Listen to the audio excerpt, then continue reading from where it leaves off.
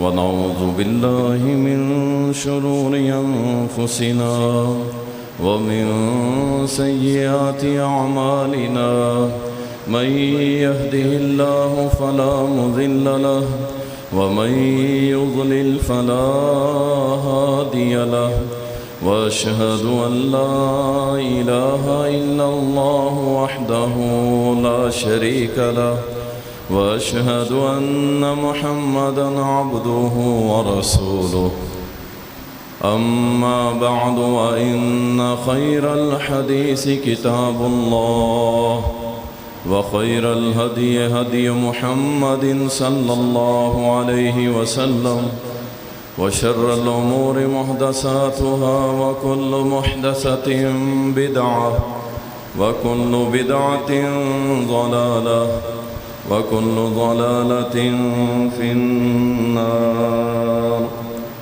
قال الله سبحانه وتعالى: أعوذ بالله من الشيطان الرجيم.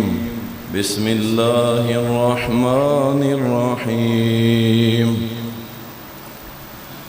يا أيها الذين آمنوا أطيعوا الله وأطيعوا الرسول وأولي الأمر منكم فإن تنازعتم في شيء فردوه إلى الله والرسول إن كنتم تؤمنون بالله واليوم الآخر ذلك خير وأحسن تأويلا.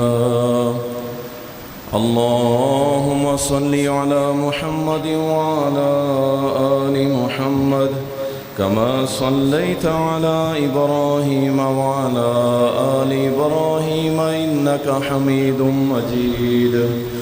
اللهم بارك على محمد وعلى آل محمد كما باركت على إبراهيم وعلى آل إبراهيم إنك حميد مجيد.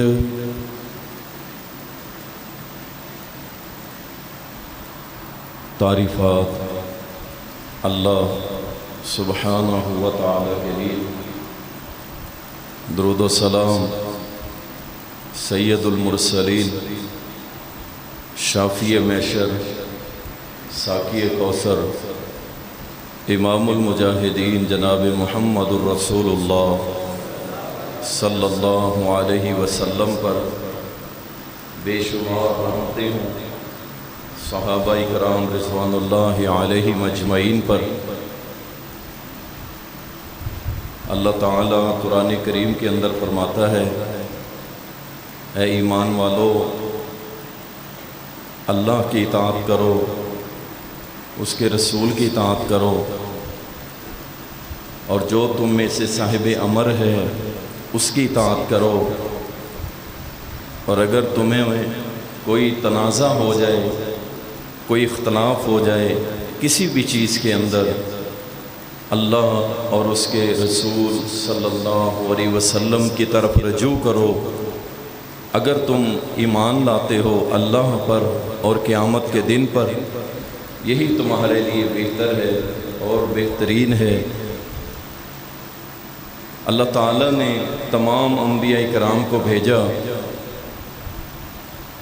کہ انسانوں کو جہالت کے اندھیروں میں سے نکالے اور ہدایت کی روشنی کے راستے پہ لگائیں، اور ان انبیاء کے آخر میں اس پوری انسانیت پہ اللہ نے ایک عظیم احسان کیا کہ اللہ نے خاتم النبیین محمد رسول اللہ صلی اللہ علیہ وسلم کو بنا کر کے بھیجا۔ یہ ایک عظیم احسان تھا اللہ نے جو ہم پہ کیا ہے۔ ہم ساری زندگی بھی اللہ کا احسان اور شکر ادا کرتے رہے اس احسان کا کہ اللہ نے محمد رسول اللہ صلی اللہ علیہ وسلم کو ہمارا نبی بنایا، تو شاید اس بات کا شکر ادا نہیں کر سکتے۔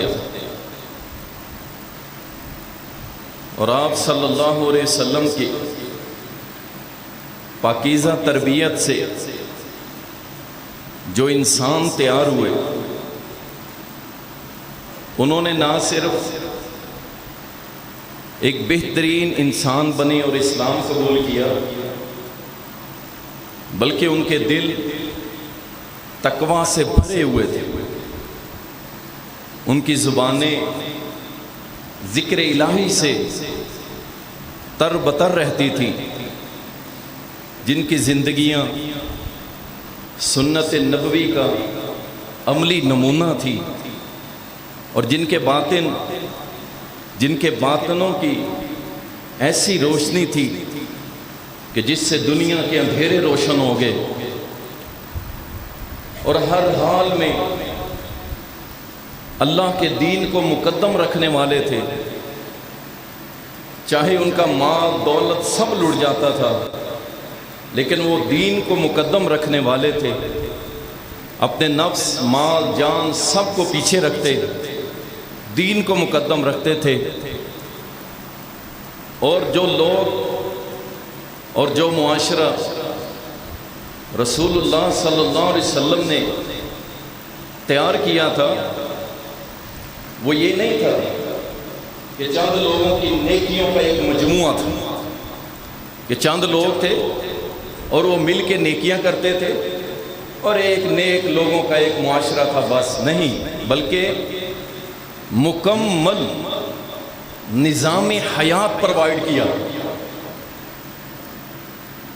یہ بات دوبارہ سن لیں کہ رسول اللہ صلی اللہ علیہ وسلم نے ایسا معاشرہ نہیں دیا کہ جس میں چند لوگ صرف نیکیاں اکٹھیاں کرنے والے تھے،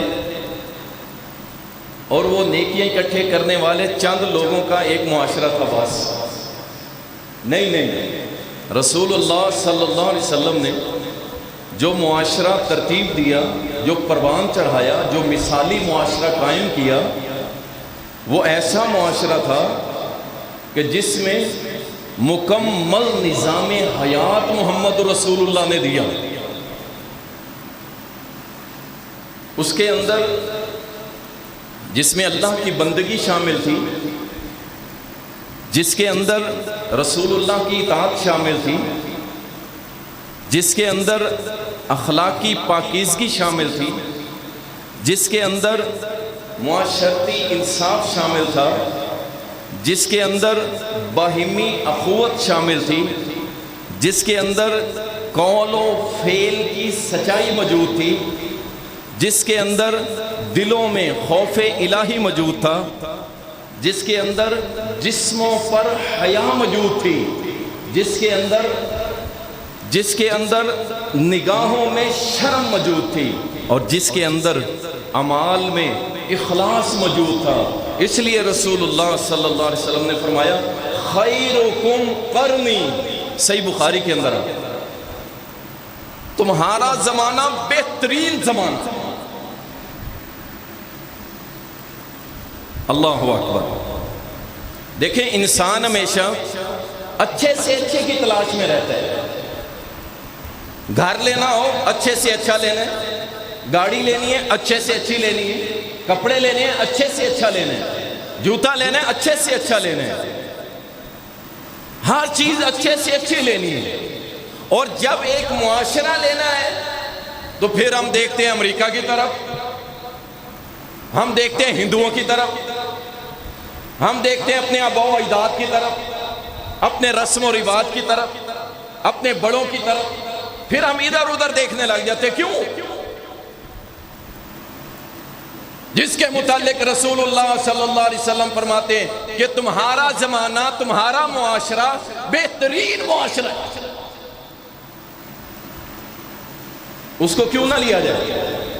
کہ جس معاشرے کو نبی صلی اللہ علیہ وسلم بہترین معاشرہ اور بہترین لوگ قرار دے رہے، ان سے لیا جائے، نہ کہ یہ ادھر ادھر کے جو دنیا میں پھر رہے ہیں، یہ وہ لوگ جن پہ اللہ بھی لعنت کرتا ہے، اس کا رسول بھی لعنت کرتا ہے، ان سے لیا جائے۔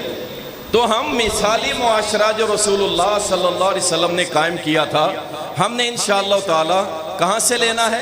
جو محمد رسول اللہ سکھا کے گئے ہیں صحابہ کو، اور صحابہ نے جو معاشرہ ترتیب دیا ہے، ہم بھی انشاءاللہ تعالی اس معاشرے سے سبق سیکھیں گے اور انشاءاللہ اپنی زندگیوں کو بدلنے کی کوشش کریں گے انشاءاللہ۔ یہ ہے ہمارا آج کا معاشرہ کہ وہ معاشرہ کیسا معاشرہ۔ اس معاشرے میں سب سے پہلی جو تعلیم تھی نا، وہ تھی اللہ کی بندگی۔ اچھا، صحابہ ایسے تھے، کوئی ایک صحابی ایسا نہیں تھا جو اللہ کے ساتھ 1% بھی شرک کرتا۔ کیسا معاشرہ ہوگا سبحان اللہ، جہاں شرک دیکھنے کو بھی نہیں ملتا، جہاں صرف سننے میں ملا۔ سیدنا عمر بن خطاب کے دور میں رضی اللہ تعالی، جو واقعات نبی علیہ السلام کے دور میں ملتے ہیں، وہ ایجوکیشن کے دور تھے، تعلیم دی جا رہی تھی، سکھلایا جا رہا تھا۔ اس دور کے اندر سوال اٹھتے رہے، جیسا کہ صحابہ نے کہا اللہ کے نبی صلی اللہ علیہ وسلم ہمیں بھی ایک درخت بنا دیں خیر و برکت کے لیے، متعین کر دیں۔ تو نبی علیہ السلام نے سمجھایا کہ ایسا نہیں ہے، تم نے تو وہ موسیٰ والی بات کر دی، موسیٰ کی قوم والی۔ تو وہ واقعات وہ تعلیم کے اور علم سکھانے کے ادوار تھے۔ جب نبی علیہ السلام نے سکھا دیا، پھر ساری زندگی کسی ایک صحابی کے عقیدے میں شرک نہیں آیا۔ اور کیسا معاشرہ ہوگا جس میں شرک ہی نہ ہو۔ اللہ اکبر۔ اہل توحید تو یقین کریں، ان کے دل تو باغ باغ ہو جاتے کہ جہاں پہ ان آنکھوں کو گھوڑے کی عبادت کرنے کو دیکھنے کو نہ ملے، جہاں پہ ان آنکھوں کو قبروں کو سجدہ کرتے ہوئے دیکھنے کو نہ ملے، جہاں پہ جھنڈوں کے سامنے اپنے سر جھکانے کو دیکھنے کو نہ ملے، جہاں پہ جانوروں کی پوجا کرنے کو دیکھنے کو نہ ملے، اہل توحید تو خوش ہوتے ہیں اللہ کی قسم کہ جگہ جگہ جگہ رب بنا رکھے ہیں۔ ہم تو تڑپتے ہیں اللہ کی قسم، اللہ ایسا ماحول دے کہ جس کے اندر زیرو شرک۔ ہم تو چاہتے ہیں کہ اللہ ایسا معاشرہ ہمیں دے جس کے اندر شرک کا نام و نشان نہ ہو۔ اللہ اور ہمارے حالت یہ ہے، اچھا ملتان والے بھی جو شرک کی آماج گاہ، رات ہم ایک میٹنگ کے اندر تھے، دنیا داروں کی میٹنگ تھی، ہم بھی چلے گئے، کچھ قانون والے بھی آئے ہوئے تھے، دنیا دار بھی آئے ہوئے تھے۔ تو سٹیج پہ ایک بندہ آیا، کہتا ہے جی یہ اولیاء کی سرزمین ہے، میں تو یہاں پہ جھوٹ بولنا بھی گناہ سمجھتا ہوں۔ آپ اندازہ کریں، اولیاء کی وجہ سے جھوٹ بولنا گناہ سمجھتا، اللہ کی وجہ سے یہاں نہیں بولوں گا، کہیں اور جا کے بول سکتا ہوں۔ یعنی عجیب لوگ، یہ نہیں پتا یہ سب سے بڑی پورے پاکستان میں اگر شرک کی کوئی جگہ تو وہ ملتان ہے۔ میری بات غلط ہو تو اختلاف کر سکتے ہیں۔ یہ جو ہے نا سرزمین اولیاء، نہیں، سرزمین شرک ملتان۔ یہ غلط نہیں کہہ رہا، یہ حقیقت ہے، سرزمین شرک، سب سے بڑی شرک کی سرزمین ملتان ہے پاکستان کے اندر، اور کہیں اتنا شرک نہیں ہوتا جتنا ملتان میں ہوتا۔ جتنی درگاہیں، جتنے دربار، جتنے جھنڈے گھوڑے اور سارے فضول ترین لوگ شرک کرنے والے ملتان میں پائے جاتے ہیں، ایک سے ایک بڑھ کے پائے جاتے ہیں۔ ایک سے ایک بڑا بے وقوف شرک کرنے والا ملتان میں ملے گا، ایک سے ایک بڑا مشرک آپ کو ملتان میں مل جائے گا۔ سرزمین اولیاء، کیا سرزمین اولیاء؟ آؤ سرزمین اولیاء دیکھنی ہے تو آؤ تمہیں احد کے پہاڑ کے نیچے پڑی ہوئی قبریں دکھاؤں، آؤ تمہیں جنت البقیع میں دکھاؤں، آؤ تمہیں مکہ کے قرب میں پڑا ہوا قبرستان دکھاؤں۔ وہ سرزمین اولیاء ہے۔ اس کو کیسے ہو سرزمین اولیاء؟ وہ یہ سرزمین شرک ہے۔ اور ہم بھی بڑے خوش ہو جاتے ہیں سرزمین اولیاء۔ کیا سرزمین اولیاء؟ کوئی سرزمین اولیاء نہیں ہے، یہ سرزمین شرک ہے، اور اس میں ہمیں فخر نہیں، رونا چاہیے، اہل توحید کو رونا چاہیے۔ ہم نے کیا کیا اس کے؟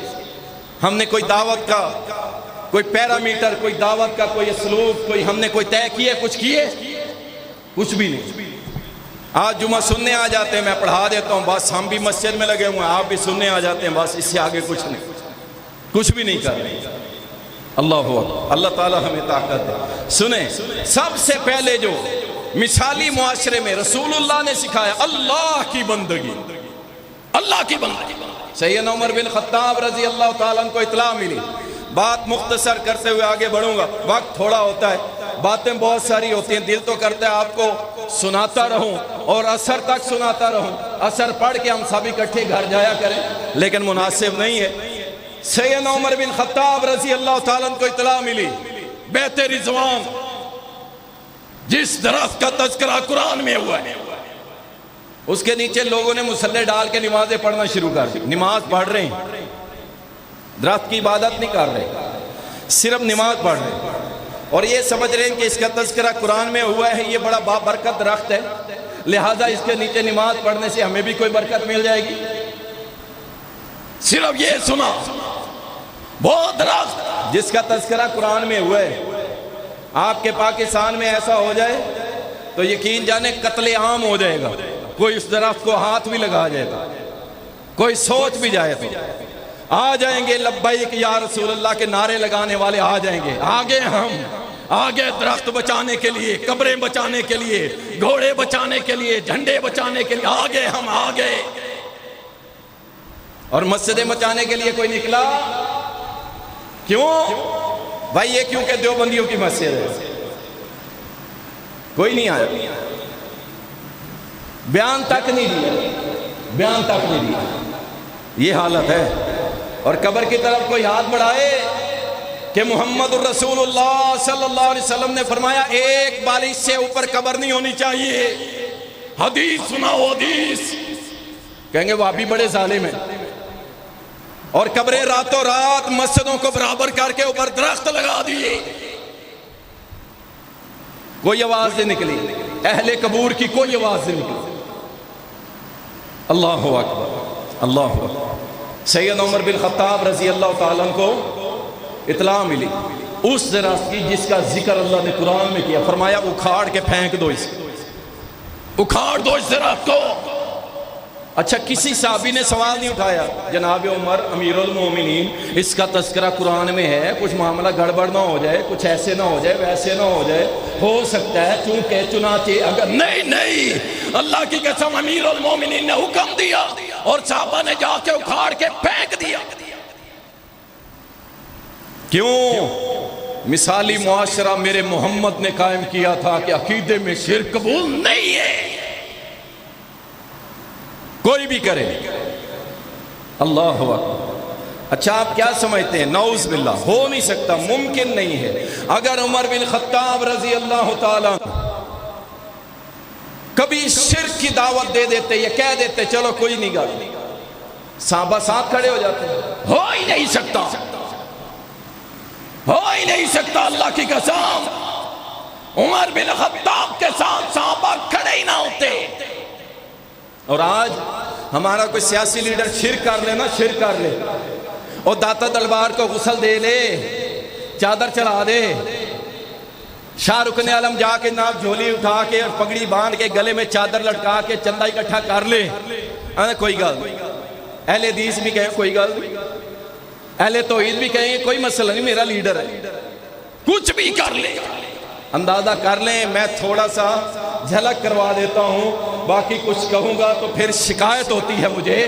میں صرف یہ بتانا چاہتا ہوں، سب سے پہلے عقیدہ توحید، ساری دنیا کی قیادت پیچھے ہے، سب سے پہلے میرے اللہ کی توحید، اس میں کوئی کمپرومائز نہیں ہے۔ جی آپ تیار ہیں اس بات پہ؟ کام تھوڑا مشکل ہے لیکن انشاءاللہ تعالی اللہ کی توفیق سے ہمارے پاس آتے رہیں گے تو آپ کے دلوں سے ساری کائنات کی محبتیں نکال کے ایک اللہ کی محبت داخل کر دیں گے انشاءاللہ۔ اس سے بڑھ کے کسی کی محبت ہے ہی۔ دوسرے نمبر پہ اتباع رسول صلی اللہ علیہ وسلم، یہ نبی علیہ السلام نے مثالی معاشرے کے لیے ضروری ہے۔ آج ہمارا حال یہ ہے، یقین جانے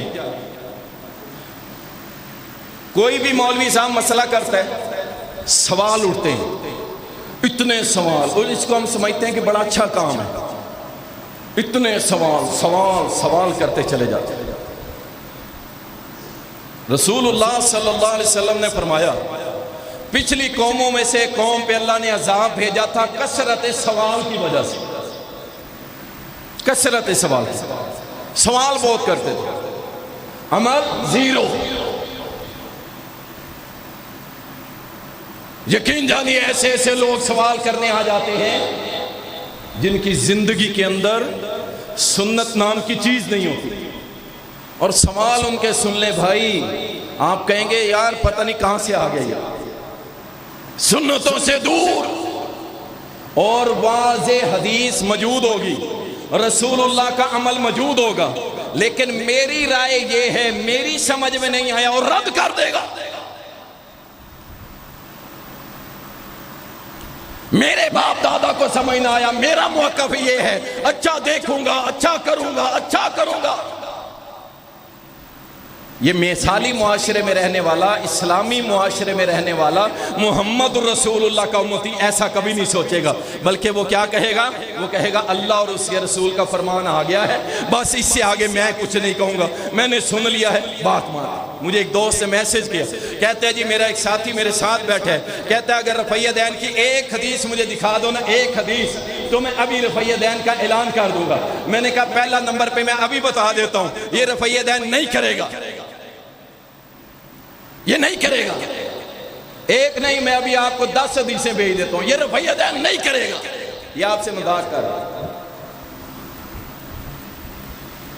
میں ابھی آپ کو بتا دیتا ہوں۔ میں نے اسی وقت حدیثیں جب سینڈ کی، تھوڑی دیر کے بعد اس کا جواب آ گیا، کہتا بھاگ گیا، کہتا جی میں اپنے مولوی صاحب سے پوچھوں گا، اس سے پوچھوں گا۔ کیا پوچھے گا بھائی، تو کیا پوچھے گا؟ اور مولوی صاحب کو اللہ شرم و حیا دے، یقین جانے شرم و حیا دے۔ دنیا کی کسی حدیث میں کوئی صحیح حدیث موجود ہی نہیں، کوئی صحیح حدیث ہے ہی نہیں۔ میں نے کبھی اس ٹاپک پہ زیادہ گفتگو نہیں کی، لیکن افسوس ہوتا ہے کہ ایک طرف محمد الرسول اللہ صلی اللہ علیہ وسلم کی حدیث آ جائے، صحیح الاسناد آ جائے، اور اس کے باوجود ہم کہیں گے مولوی سے جا کے میں پوچھوں گا کہ کرنا ہے کہ نہیں کرنا۔ اِنَّا لِلَّهِ وَإِنَّا إِلَيْهِ۔ اطاعت رسول اللہ صلی اللہ علیہ وسلم نے ایسا معاشرہ قائم کیا، نبی علیہ السلام کے صحابہ کو ایسا معاشرہ جس میں اتباع رسول کوٹ کوٹ کے بھری گئی۔ صحیح مسلم اٹھاؤ، کعب بن مالک کہتے ہیں رضی اللہ تعالیٰ، ایک مرتبہ مسجد نبوی میں آیا، میں نے ایک بندے سے پیسے لینے تھے، میں نے اسے کہا میرے پیسے دو، اس نے آگے سے ٹال مٹول کی، بات کرتے کرتے آواز بلند ہو گئی، آواز بلند ہوئی، میری بات میری آواز، رسول کریم صلی اللہ علیہ وسلم اپنے حجرہ مبارک میں گھر میں تشریف فرما تھے، میری آواز ان کے کانوں تک پہنچی، آپ نے اپنے دروازے سے پردہ کو ہٹایا، پردے کو ہٹا کے مجھے دیکھا کہ کعب بن مالک کی آواز بلند ہو رہی ہے، آپ نے صرف آواز لگائی کعب اللہ، کہتے ہیں فوراً سے پہلے عذاب جی اللہ کے نبی صلی اللہ علیہ وسلم، سب ختم۔ آپ نے صرف ہاتھ کے اشارے سے فرمایا کہ کعب نصف کر دو، آدھا کر دو، آدھا اس کو معاف کر دو، اللہ کی عزت کی قسم ہے۔ کعب نے یہ نہیں کہا اللہ کے نبی میرے حالات بڑے خراب ہیں، میں بڑا تنگ ہوں، اللہ کے نبی یوں ہو گیا وہ ہو گیا، نہیں، اللہ کے نبی صلی اللہ علیہ وسلم نے فرمایا کعب آدھا اس کو معاف کر دے۔ کعب نے کہا اللہ کے نبی صلی اللہ علیہ وسلم میں نے آدھا معاف کر دیا۔ نبی علیہ السلام نے فرمایا قم فاقدے، اور کھڑا ہو، ادا کر اس کا آدھا کر، چلو شاباش مسجد سے تشریف لے جاؤ۔ یہ ہوتی ہے اطاعت، کیسی اطاعت؟ فوراً سے پہلے بس، چونکہ چنانچہ اگر مگر میرا مولوی، تیرا مولوی، فلانا مولوی اور فلانا مولوی، اور اتنے بڑے نام لقب القاب لگا کے اور چینل سے بیٹھ کے جھوٹ بولتا ہے، مولوی جھوٹ، اور سامنے بیٹھتے ہوئے بیچارہ وہ تو یقین کرے گا، اس سے تو نہیں پڑھی الف با، جھوٹ بولتے۔ سنو کیسی اتباع، اٹھاؤ صحیح بخاری، سیدنا ابو رافع رضی اللہ تعالیٰ بیان کرتے ہیں، کہتے ہیں کہ میں اپنا مکان بیچنے جا رہا تھا، میرا پڑوسی کون تھا؟ سعد بن ابی وقاص رضی اللہ تعالیٰ، عشرہ مبشرہ میں سے۔ میں نے اپنا مکان فار سیل کیا اور میرے مکان کی جو قیمت لگی 500 درہم لگی، 500 درہم۔ ابو رافع کہتے ہیں 500 درہم۔ میں نے انکار کر دیا، میں نہیں بیچتا، نقد رقم 500 دینار۔ کہتے ہیں میرا جو پڑوسی تھا سعد بن ابی وقاص رضی اللہ تعالیٰ، وہ میرے پاس آیا، کہا میں نے سنا ہے آپ مکان بیچ رہے ہیں، سنو کیسی تباہ، کیسی نبی کی پیروی، یہ سنت ہے لیکن میرا دل نہیں مانتا، سنت ہے لیکن مجھے اچھی نہیں لگے گی، داڑھی رکھ تو لوں مجھے اچھی نہیں لگے۔ اور سنو مثالی معاشرہ کیسا میرے نبی نے قائم کیا تھا۔ صحابہ اپنا نقصان کر لیتے تھے لیکن نبی علیہ السلام کے فرمان کو رد نہیں کرتے تھے۔ 500 درہم۔ سعد بن ابی وقاص نے کہا سنیں مکان بیچ رہے ہیں؟ کہا ہاں بیچ رہا ہوں۔ کہا میں آپ کو اس مکان کے 400 درہم دیتا ہوں لیکن میرے پاس مکمل اماؤنٹ بھی نہیں ہے، آپ کو قسطوں کے اندر دوں گا، مکمل اماؤنٹ نہیں ہے۔ اللہ اکبر۔ اب سودا دیکھو، ایک طرف 500 درہم کیش مل رہے ہیں، ایک طرف 400 درہم مل رہے ہیں اور وہ بھی قسطوں میں۔ اللہ اکبر۔ ابو رافع نے پتہ کیا کہا؟ اس یہاں بات سنو، سعد بن ابی وقاص سنو، مجھے وہ 500 درہم دے رہا تھا، میں نے کہا مجھے سودا قبول نہیں ہے، تم ریٹ کم لگا رہے ہو، میں نے انکار کر دیا، اور تم مجھے 400 درہم دے رہے ہیں اور وہ بھی قسطوں میں۔ جہاں میں نے تجھے مکان دیا اس کی وجہ یہ ہے کہ محمد الرسول اللہ صلی اللہ علیہ وسلم نے فرمایا کہ جو ہمسایہ ہے تمہارے قریب ہونے کی وجہ سے تم پہ سب سے زیادہ حق رکھتا ہے، لہٰذا ہمسائے کو کبھی خالی ہاتھ نہیں لٹانا۔ اس لیے ساتھ میں محمد الرسول اللہ صلی اللہ علیہ وسلم کے فرمان پہ عمل کرتے ہوئے، اپنا نقصان قبول کرتے ہوئے پیارے نبی کے حکم پہ عمل کرتا ہوں۔ یہ ہے اتباع۔ میں اور آپ کر سکتے ہیں۔ مثالی معاشرے ایسے کام نہیں ہو جاتے، قربانیاں دینا پڑتی ہیں، تکلیف برداشت کرنا پڑتی ہے۔ یہاں تو ہر شخص کہتا ہے میرا کام سیدھا رہے، کوئی مرتا ہے مر جائے۔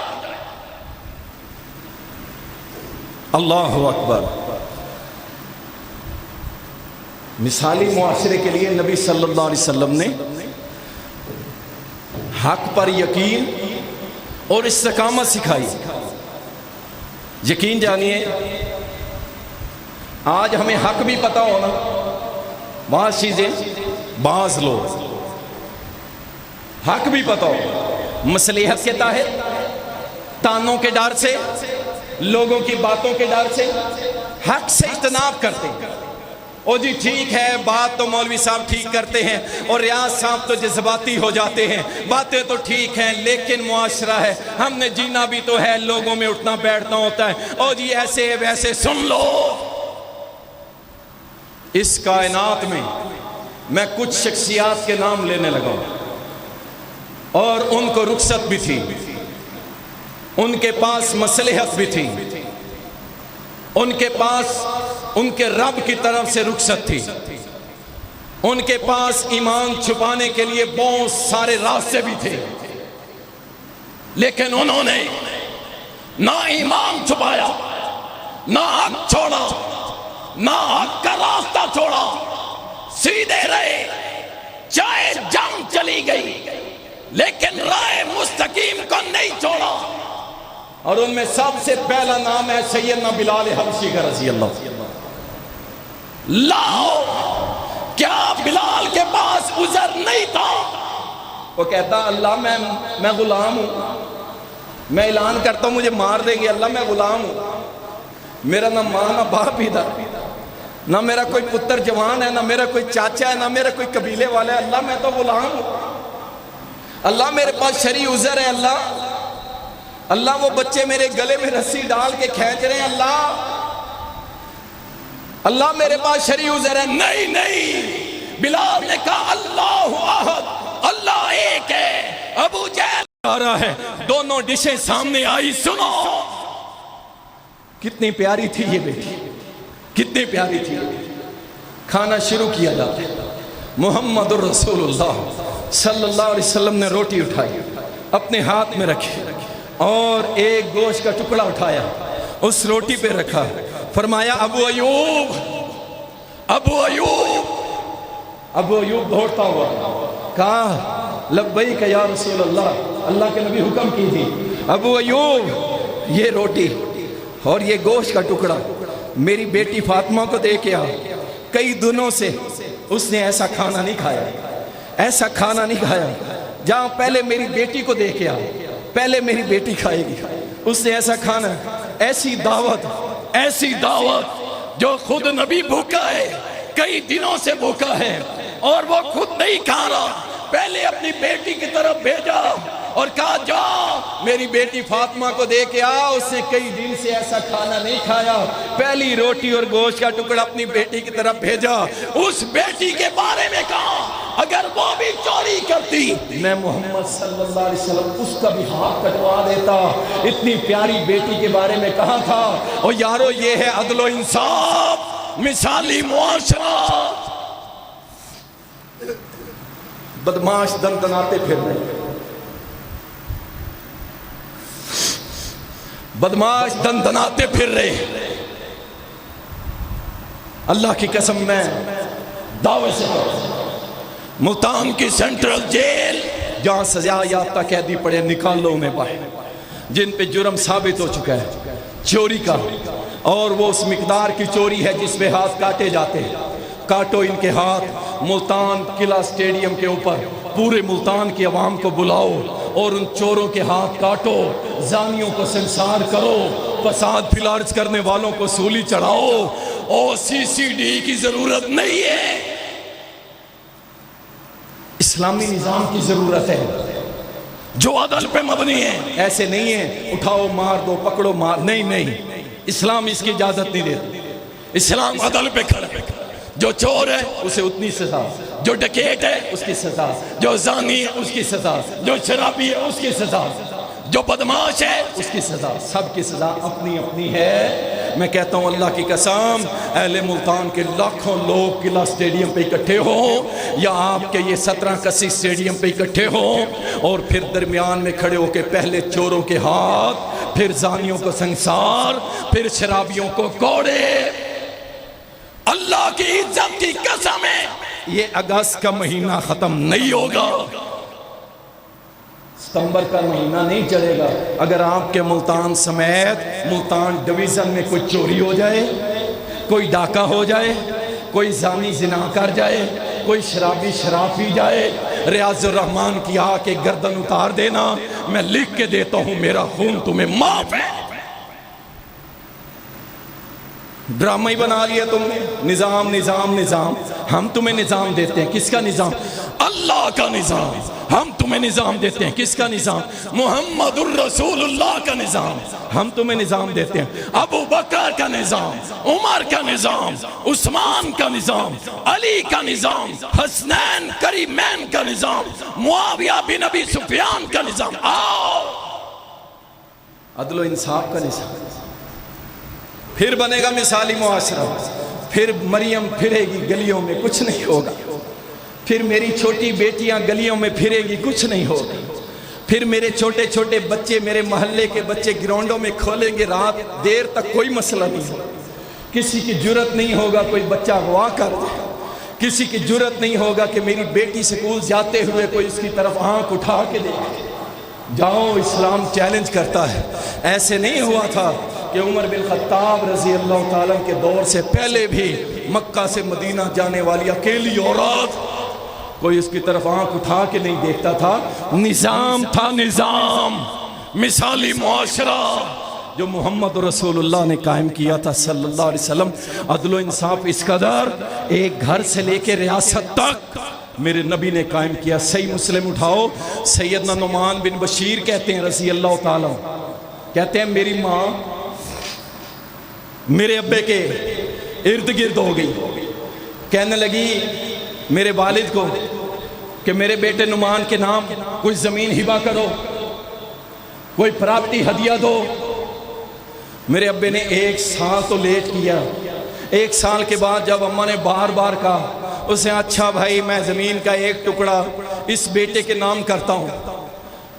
اب عورت تھی، اس نے کہا ہو سکتا ہے یہ میرا خاوند کل کو بدل جائے. اس نے کہا اس معاملے پہ محمد رسول اللہ کو گواہ بنا لے. اس نے کہا کام پکا ہو جائے گا. پھر میرا خاوند جو ہے بشیر یہ چھوڑ نہیں سکے گا اس معاملے. معاملہ کچھ اور ہو گیا. جب نبی صلی اللہ علیہ وسلم کے پاس معاملہ آیا، انصاف عدل، یہ میرے وہ بھائی سن لیں جو ایک بیٹے کو نوازتے جاتے ہیں اور باقی بیٹوں کہتے ہیں کوئی بات نہیں، اور تم نکمے ہو اور تم آوارہ ہو، یہ بیٹا میری بڑی خدمت کرتا ہے، یہ میرا بڑا لاڈلا ہے. یہ سارے سن لیں، سارے سن لیں. اللہ اکبر. نبی علیہ السلام کے پاس جب یہ کیس آیا، کہا اللہ کے نبی بنت رواح میری بیوی نے کہا ہے کہ میں اپنی زمین کا کچھ حصہ اس کے ذمہ کر دوں، اس کو ہبہ کر دوں اس بیٹے کے، اور اس نے آپ کو گواہ بناؤں. نبی علیہ السلام نے فرمایا اے میرے صحابی بشیر رضی اللہ تعالیٰ، مجھے یہ بتائیے کیا آپ نے جتنا حصہ اس بیٹے کو ہبہ کر رہے ہیں کیا آپ باقی بیٹوں کو بھی دیا ہے؟ اللہ اکبر. عرض کی اللہ کے نبی نہیں جی نہیں. آپ سنیے نبی علیہ السلام نے فرمایا فلا تشہدنی، فلا تشہدنی، نہیں پھر مجھے گواہ نہ بنا، پھر مجھے گواہ نہ بنا. اذن اب اس معاملے پہ فإنی لا اشہد علی جور، اللہ کی قسم اس ظلم پہ میں گواہ نہیں بنوں گا. یہ ظلم کر رہے تو ایک بیٹے کو دے رہا ہے باقیوں کو نہیں دے رہا، میں اس ظلم پہ گواہ نہیں بنوں گا، میں نہیں بنتا، یہ ظلم ہے. اب دیکھو عدل. اللہ اکبر. اس حدیث سے 2 معاملے واضح ہوئے. غور کیجئے گا، غور کیجئے گا. ایک تو یہ واضح ہو گیا کسی ایک بیٹے کو نوازنا یہ جائز نہیں ہے، یہ ظلم ہے. ایسا باپ قیامت کے دن اللہ کے ہاں پکڑا جائے گا، پکڑا جائے گا. وہ اہل حدیث ہو، وہ دیوبندی ہو، بریلوی ہو، ٹھیک ہے نا. اہل حدیث یہ نہ سمجھے جناب میں اہل حدیث روپیہ دین سے نماز پڑھتا ہوں، داڑھی میری پوری ہے سنت کے مطابق، شلوار میری ٹخنوں سے اونچی ہے، اونچی میں آمین کہتا ہوں لہذا میں بچ جاؤں گا. تو سب سے پہلے پکڑا جائے گا اگر تو نے ایک بیٹے کو نوازا. اور دوسری بات، اگر کوئی آپ کا سجن بیلی، باہر والے بھی توجہ کریں، آپ کا دوست سجن یار کہتا ہے گواہی دے دے، میری گواہی دے دے، لیکن وہ ہوتی جھوٹی ہے. آپ نے محبت میں مروت میں یہ نہیں کہنا اچھا کوئی گال نہیں یار میں دے دیتا ہوں. نہیں واللہ یہ اتنا بڑا گناہ ہے آپ اندازہ بھی نہیں کر سکتے. یہاں اللہ کے نبی صلی اللہ علیہ وسلم فرمایا لا اشہد، بات ہے 2 ٹوک، میں گواہی نہیں دوں گا اس ظلم پر، میں گواہی نہیں دوں گا. جھوٹی گواہی دینا ظلم ہے، اور اگر آپ بھی کسی کی جھوٹی گواہی دیں گے آپ اس ظلم میں برابر کے شریک ہیں. قیامت کے دن جھوٹی گواہی دینے والے اللہ کی عدالت میں پیش ہوں گے. یہ ہے عدل و انصاف کا مثالی معاشرہ جو محمد رسول اللہ صلی اللہ علیہ وسلم نے قائم کیا تھا، جو صحابہ کرام کے ذریعے پوری دنیا پر قائم ہوا. رسول اللہ صلی اللہ علیہ وسلم نے اظہار و محبت قربانی کا معاشرہ، مثالی معاشرہ قائم کیا تھا. مہاجر اور انصار کو بھائی بھائی بنا کے اللہ کے نبی صلی اللہ علیہ وسلم نے، کیا بات، یقین جانیں ایسا معاشرہ. عبد الرحمن بن عوف مہاجر ہے، اور اسی طرح دوسرے صحابی جو مہاجر ہیں سیدنا سعد وہ انصاری ہیں. سیدنا سعد نے ابن عوف کو بلایا، کہا آج سے ہم بھائی بھائی ہیں، میں انصاری قبیلے میں سب سے امیر ہوں، میری آدھا مال دولت آج سے تیرا. اللہ اکبر. اور 100 روپیہ دے کے راضی نہیں ہے آج کا مسلم کہ میرا بھائی کھڑا ہو جائے، اسٹینڈ لے لے، میرے پاس کچھ پیسے پڑے ہیں یار چلو میں اس کو دے کے کھڑا کر دوں. اور یار قرضے نہیں دے دے، نہیں آئے گا نا، نہ آئے یار۔ اللہ اکبر۔ ایک دوست بتا رہا تھا، کہتا ہے میں نے ایک بھائی میرے پاس آیا، اس کے پاس ہنر تھا، کام تھا، پیسے نہیں تھے۔ کہتا ہے کسی دور میں وہ بڑا ہی نازک مزاج اور بڑے ہی نرم ہاتھوں سے ہاتھ تھے اس کے، مزدوری کے قابل نہیں تھا، مزدوری کرتے ہوئے میں نے دیکھا اسے۔ میں نے کہا یہ کیا؟ کہتا ہے حالات نے کروٹ لی، مزدوری کر رہا ہوں، حلال کما رہا ہوں۔ کہتا ہے میرے پاس کچھ پیسے پڑے تھے، میں نے اٹھائے، اس کے ہاتھ میں تھمائے، میں نے کہا جا تو اپنا کام کر، تو اس لائق نہیں ہے کہ مزدوریاں کرے، جا اپنا چھوٹا سا کام کر۔ اس نے چھوٹا سا کام کیا، اللہ تعالیٰ نے اسے برکت دی، اللہ تعالیٰ نے اسے ایک کام سے 2 کام دیے، آج وہ بہترین کاروباری ہے۔ اللہ نے اس کے بچوں کو بھی برکت دے دی، گھر بار ساری رونقیں لگ گئی۔ اللہ کی قسم یہ اتنا بڑا عمل ہے کہ وہ جب تک وہ اس کی نسل زندہ ہے، اور قیامت کے دن اللہ اس بندے کو معاف کر دے گا کہ اتنا بڑا کام اس نے کیا کہ ایک گرے ہوئے کو اٹھا کے اس بندے نے کھڑا دکھا۔ اس صحابی صاحب نے کہا ابن او میرا آدھا مال آج سے تیرا، جا تجارت کر لے، میری 2 بیویاں ہیں، ایک کو میں طلاق دیتا ہوں، عدت گزار کے اس سے شادی کر لے، اپنا گھر بھی آباد کر لے۔ اتنی بڑی بات کوئی سوچ سکتا ہے؟ یہ اسلامی معاشرہ، مثالی معاشرہ جو میرے محمد نے قائم کیا صلی اللہ علیہ وسلم۔ قربان جاؤں عبد الرحمن ابن عوف، کہا سعد اللہ تیرے اہل میں مال میں برکت دے، مجھے بازار کا راستہ دکھا۔ یہ ہوتے ہیں خوددار لوگ، میں کاروبار کروں گا۔ بازار کا راستہ دکھایا، پنیر اور گھیر کا کاروبار شروع کیا۔ کچھ ہی عرصے کے بعد دیکھا کپڑوں پہ خوشبو کا رنگ لگا ہوا ہے، ایک خاص رنگ تھا جو خوشبو تھی وہ لگاتے تھے، دلہے لگاتے تھے۔ نبی علیہ السلام نے دیکھا، مسکرایا، عبد الرحمن شادی کر لی؟ عرض کیا اللہ کے نبی شادی کر لی۔ مہر میں کیا دیے؟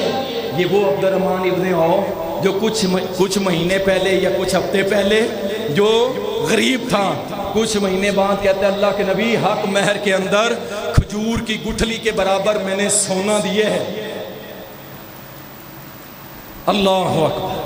میرے بھائی یہ ہے مثالی معاشرہ جو اللہ کے نبی صلی اللہ علیہ وسلم نے قائم کیا، اور ایسا معاشرہ کہ جس میں لوگوں کے دلوں میں اللہ کا ڈر تھا، جو آج ہمارے دلوں سے نکل گئی۔ یقین کریں ہماری تو یہ حالت ہے۔ اس وقت عبداللہ ابن مسعود رضی اللہ تعالیٰ بیان کرتے ہیں کہ ہمارے دور کے اندر، یا وہ فرماتے ہیں کہ مومن اپنے گناہ کو ایسے سمجھتا ہے جیسے وہ پہاڑ کے نیچے بیٹھے کہ کسی وقت یہ پہاڑ میرے اوپر گرے گا اور میں مر جاؤں گا۔ وہ اپنے گناہ کو ایسے سمجھتا ہے۔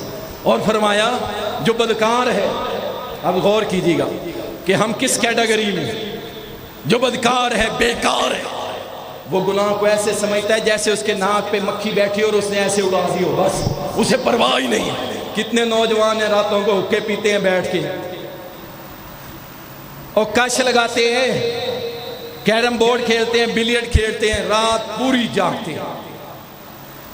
ایک بندہ گاڑی پہ جا رہا تھا، دوست مجھے بتاتا ہے یہ رات کو نکلا ہے 9 بجے، یہ صبح 7 بجے گھر آیا، اب جا کے یہ سوئے گا اور یہ اٹھے گا مغرب کے ٹائم۔ نوجوان تھا، بڑا خوبصورت پیارا شہزادہ تھا اپنے ماں باپ، 7 بجے اٹھے گا۔ اللہ اکبر۔ اس کے لیے گناہ مسئلہ ہی نہیں، نماز چھوڑنا مسئلہ ہی نہیں۔ کہاں گزارے تم نے شب و روز؟ یہ وہی ہے جس سے مکھی ایسے اڑا، او کوئی گال نہیں، او مولوی ہیں، او مولوی ہے، ڈراتے رہتے ہیں یار، ڈراتے ہیں۔ ہم نہیں ڈراتے، اللہ قرآن میں ڈراتا ہے۔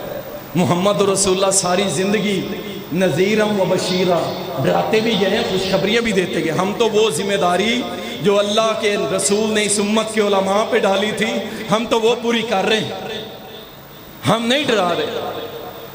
جو ڈر گیا وہ منزل پہ پہنچ گیا، اور جو نہیں ڈرا وہ رک گیا، وہ برباد ہو جائے گا۔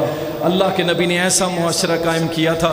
یقین جانیں کہ رسول اللہ صلی اللہ علیہ وسلم کے صحابی، مسند احمد کے اندر آتا ہے، ابو عبداللہ رضی اللہ تعالیٰ رو رہے تھے، مرنے کا وقت تھا، رو رہے تھے۔ صحابی نے آ کے کہا اللہ کے نبی صلی اللہ علیہ وسلم نے تجھے خوشخبری نہیں دی تھی کہ تو اپنی مونچھیں کٹواتا رہے؟ سن لو، اور جو مونچھیں رکھواتے ہیں نا آج کل، ٹرینڈ بنا ہوا ہے، ٹرینڈ، اور ایک کافر نے داڑھی رکھ لی، اس نے ساتھ مونچھیں بھی رکھ لی۔ ہمارے نوجوان آج کل مونچھیں رکھ لی اور اس کافر کی پیروی میں داڑھی بھی رکھے ہوئی اور مونچھوں کو ایسے واٹ دے کے نا فوٹو بناتے ہیں اور پھر ساتھ ٹک ٹاک بنا کے ٹک ٹاک لگاتے ہیں، میں فلاں برادری کا ہوں، میں فلاں برادری کا ہوں۔ اور جس دن ملک الموت کے چھتر پڑنے ہیں نا، تیری ساری برادری نکل جائے گی، تیرا سب کچھ نکل جائے گا۔ یہ مونچھوں کو واٹ دینے والا سن لے، نبی صلی اللہ علیہ وسلم نے فرمایا تھا ابو عبداللہ تو مونچھیں کٹواتا رہے حتیٰ کہ میں محمد صلی اللہ علیہ وسلم سے تیری ملاقات ہو جائے گی۔ کیا مطلب؟ خوشخبری دے دی کہ تم مجھے کٹواتا رہے، اللہ قیامت کے دن تجھے مجھ سے ملوا دے گا۔ اور یہ کہتا ہے مجھ نہیں تے کچھ نہیں، ٹھیک ہے نا، تو رکھ مجھیں اور کٹواتا رہے داڑھی۔ کس منہ سے قیامت کے دن نبی علیہ السلام کے سامنے پیش ہوگا؟ تجھے مجھے بڑی عزیز ہے۔ رو رہے تھے، کہتے ہیں ہاں مجھے خوشخبری تو ملی ہے لیکن میں روتا ہوں کہ میرے نبی نے فرمایا تھا، مسند احمد کی حدیث ہے، علامہ البانی نے اس کو صحیح الاسناد کہا ہے، کہتے ہیں کہ نبی علیہ السلام نے فرمایا تھا قیامت کے دن اللہ 2 مٹھیاں بھرے گا، ایک جنتیوں کی ایک جہنمیوں کی۔ رو اس بات سے رہا ہوں، یہ نبی کا صحابی ہے، رو اس بات سے رہا ہوں کہ میں پتہ نہیں جنتیوں میں ہوں گا یا جہنمیوں میں ہوں گا۔ یہ وہ بندہ ہے جس کو محمد رسول اللہ نے خوشخبری دی ہے، اس کے باوجود روتے ہوئے چلے گئے۔ اور عبد الرحمن ابن عوف رضی اللہ تعالیٰ انتہائی جلیل القدر صحابی، کہتے ہیں روٹی آئی سامنے، کھانا آیا، کھانا دیکھ کے رونے لگ گئے۔ کہتے ہیں موسیٰ بن عمیر رضی اللہ تعالیٰ شہزادہ تھا اپنے ماں باپ کا، سب کچھ چھوڑ دیا، جب مرا کفن کے لیے کپڑے نہیں تھے۔ کہتے ہیں امیر حمزہ سید الشہداء جب فوت ہوئے، شہید ہوئے، ان کے کفن کے لیے چادر نہیں تھی۔ کہتے ہیں میدان احد میں کتنے ہی شہزادے شہید ہوئے پڑے تھے جن کے پاس پہننے کے لیے کفن کے لیے چادر نہیں تھی، ان کو گھاس پوس ڈال کے دفن کیا گیا۔ رو رہے ہیں زارو قطار، کہتے ہیں میں یہ کھانے کھا کے مجھے ڈر لگتا ہے کہیں اللہ نے قیامت والے دن جو مجھے دینا تھا دنیا میں نہ دے دیا۔ یہ تیاری کروائی تھی اس مثالی معاشرے کے لوگوں کی، فکر آخرت کا ڈر، موت کا خوف، اللہ کے حضور پیش ہونے کا خوف، جہنم کا ڈر، اللہ کے سامنے حاضری کا ڈر۔ اللہ تعالی ہم سب کو بھی ایسا مثالی معاشرہ قائم کرنے کی توفیق دے۔ اللہ ہم سب کو باعمل مسلمان بنائے۔ وآخر دعوانا